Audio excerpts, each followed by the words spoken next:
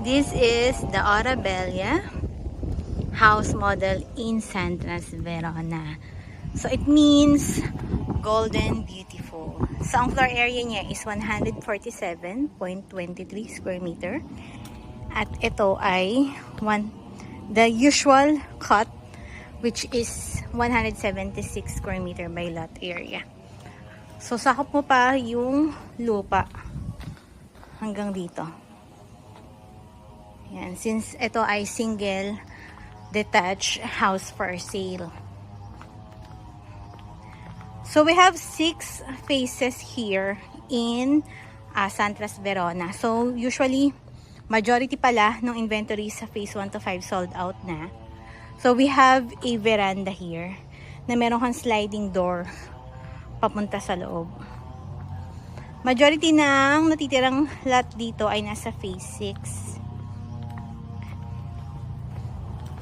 Ang advantage kapag kumuha ng package na house and lot, syempre mas save sa time mo yon. Pag tinurn over sa'yo, titirhan mo na lang, di ba?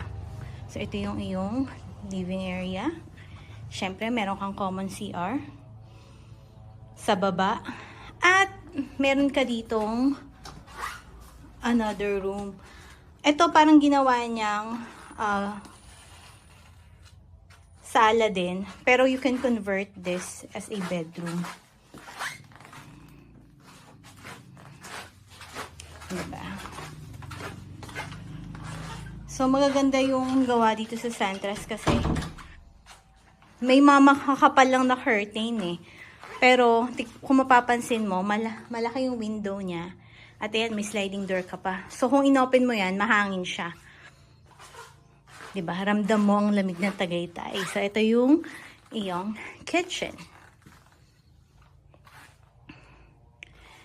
Yan. So, ayan yung iyong ground floor dito sa Arabella.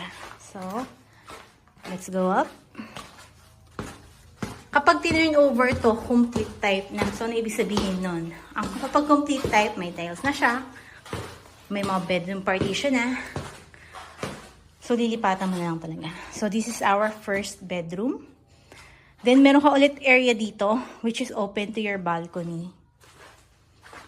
Ayan. Pwede ka pa maglagay ng TV dyan, actually. And this is your second bedroom. Ito ang ating common CR sa taas. And let's check the master's bedroom. Yung master bedroom, meron kang maliit na balcony sa taas. Yan. Diba? Maliwanag siya. Kahit na hindi ka magbukas ng ilaw. At ang maganda rito ay may pag walk-in closet ka. So kung marami kang damit yan.